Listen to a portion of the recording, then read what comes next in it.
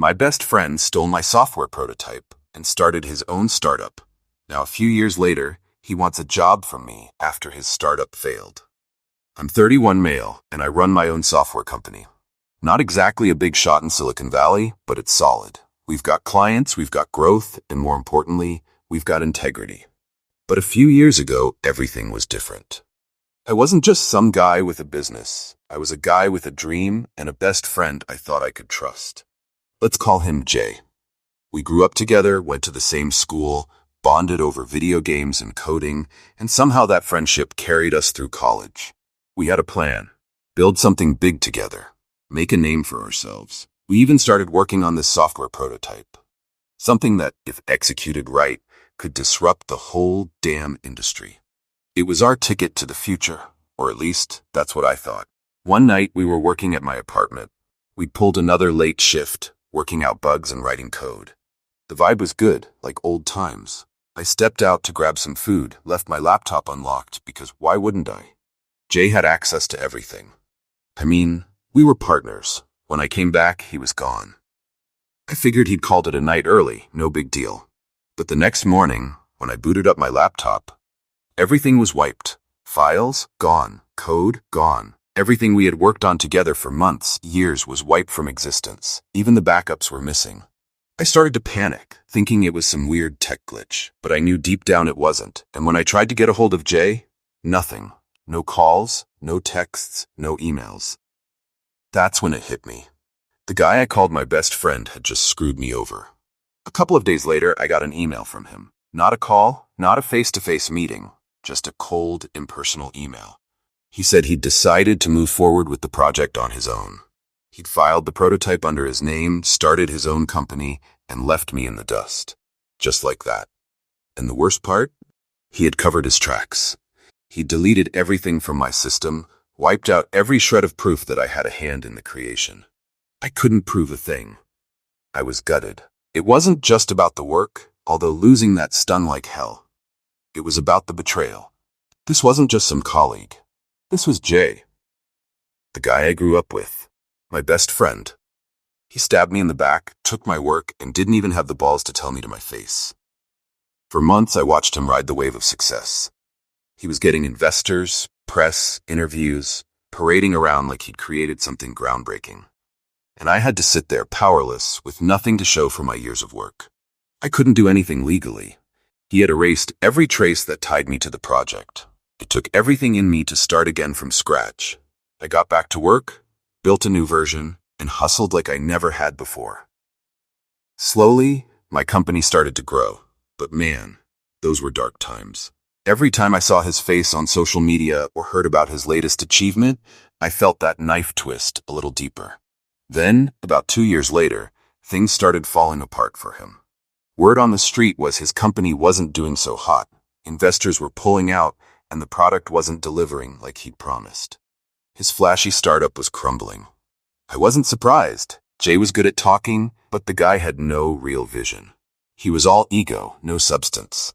And just when I thought I was done with him, he reached out again. This time, asking me for a job. I couldn't believe the nerve. This guy had stolen everything from me, run my name into the ground, and now, when his ship was sinking, he had the audacity to come crawling back asking for a lifeline. I almost deleted his email right then and there. A part of me needed to hear what he had to say. I don't know why. Closure? Maybe? Revenge? So I agreed to meet him. We met at a coffee shop. He walked in looking like a shell of the guy I once knew. All that confidence, that swagger, it was gone.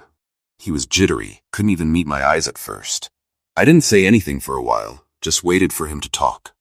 Hey, man, he started, looking down at his coffee cup like it had the answers to life's problems. I know it's been a while, and I've been doing a lot of thinking about what happened, and, I just want to say I'm sorry. I made a mistake. I didn't respond. I wasn't about to make this easy for him. He cleared his throat, fidgeting. Things haven't been going well. The startup, it didn't pan out the way I thought. I'm out of options, and I was hoping maybe we could, put the past behind us. Maybe I could come work for you. I stared at him, trying to process what he'd just said. This guy wasn't sorry. He wasn't even close to sorry. He was desperate, and he didn't want forgiveness. He wanted a way out of the mess he created. "Why would I give you a job?" I asked, my voice calm, but my heart was pounding. "After what you did." Jay shifted in his seat, looking uncomfortable. "I was under a lot of pressure back then, Investors, timelines, it got to me. I wasn't thinking straight." "That's your excuse? You weren't thinking straight. You stole everything from me. You wiped my work, my years of effort, and acted like I didn't exist. Now you want me to forget all that because you messed up?" He didn't say anything for a moment, just stared into his coffee. Then suddenly, his tone shifted. The apology act dropped, and the real Jay came out. "You think you're better than me, don't you?" he said, leaning forward. "You think because you made a little company, you've got the moral high ground? I made that prototype what it was. You were too slow. You didn't have the guts to get it out there. I did." I couldn't believe what I was hearing. This guy wasn't just delusional. He was still trying to take credit for my work after everything he'd done. "You didn't make shit," I said, keeping my voice steady, but I was boiling inside. "You took what we made, and you ran with it like it was yours alone. And look where it got you. You couldn't handle it. You burned through every bridge, and now you're here, begging for help." Jay's face twisted. "I gave that product life. Without me, it wouldn't have seen the light of day." I leaned back, shaking my head. "You know what, Jay? I don't owe you anything. Not a damn thing. You got what you deserved." I stood up to leave, but he grabbed my arm. His voice dropped like he was trying to be threatening. "You're gonna regret this. I'll make sure everyone knows who the real brains behind that project was. I'll ruin you." I looked down at his hand on my arm, then back at him. "You already tried that," I said, pulling away. "And look where it got you. Go ahead, try again. You won't get far." And with that, I walked out. A few weeks after that brutal meeting, I couldn't shake the anger. The fact that Jay had the audacity to threaten me again after everything he'd done, it ate at me. I knew he wasn't done. He'd try to ruin me, to drag me down with him. And something about the way he said, "You're gonna regret this," had stuck in my mind. But I wasn't gonna let him get away with it this time.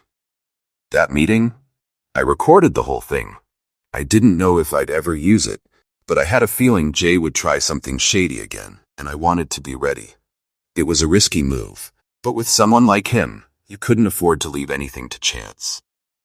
It didn't take long for him to start running his mouth online, trying to twist the story. He went on social media, in tech forums, spreading lies about how I had stolen his ideas, how he had been the real driving force behind the project. He even tried to contact some of my clients, feeding them bullshit about how I wasn't trustworthy. I knew then it was time to act. I contacted a lawyer, showed him the recording, and laid out everything. The lawyer listened to the entire conversation between me and Jay, where he admitted to taking the prototype, where he tried to rewrite the history of our work, where he threatened to ruin me. That was the key piece of evidence I needed, something undeniable that proved who Jay really was and what he had done. We filed the lawsuit. This time, I wasn't going to sit back and let him walk all over me. I was prepared. And that recording? It became the linchpin of the entire case. My lawyer played it in court, and you should have seen the look on Jay's face when he heard his own voice admitting everything, especially the part where he said he gave the product life, and that I didn't have the guts to make it happen. It was the nail in the coffin. Jay tried to deny it, tried to spin the story again, but the recording was crystal clear. No one in the courtroom believed a word he said after that. In the end, we won. The judge ruled in my favor, awarding damages and clearing my name once and for all. Jay's lies, his attempts to discredit me, it all fell apart right there in front of him. But the consequences didn't stop there. The recording had sparked further interest in his dealings, and soon enough, his shady practices with investors came to light. That led to a separate investigation, fraud, embezzlement, you name it. He'd been playing everyone, not just me. By the time everything came crashing down, Jay was done. His assets were frozen, his company dissolved, and he was facing criminal charges. The last thing I heard about him, he was sitting in prison for fraud. The guy who thought he could steal from me, lie to the world, and get away with it, was finally paying the price. And me? I kept building. My company's bigger now than I ever thought it could be. People respect what I've done. Not because of what I went through, but because I didn't let it break me. So, yeah, betrayal sucks. But here's the thing, you can come back from it. It takes time, it takes work, but you can rebuild.